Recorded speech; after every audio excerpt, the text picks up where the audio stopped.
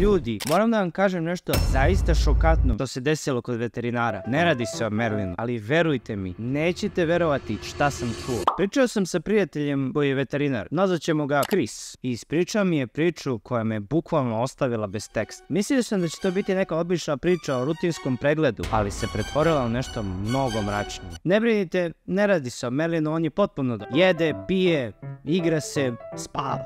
Dobar je. Ali ovo što mi je prijatelj ispričao, to me je stvarno potreslo. Pa evo šta se desi. Jedno dete je donelo svoju kornjaču kod mog prijatelja u veterinarsku ambulantu. Jadna kornjača je bila bolesna sa prilično običajnim problemom koje kornjače dobijaju. Sad, vi biste pomislili da je ovo jednostavan slučaj, zar ne? Ali ovdje stvari postaju lude. Umesto da leče kornjaču, veterinari su odlučili da ne žele da se bave tim. Ali umesto to da kažu ili da upute kod nekog drugog veterinara, oni su ovo učinili. Uradili su nešto zaista jezivo. Otišli su, kupili identičnu kornjaču i zamenili ih. A bolesnu kornjaču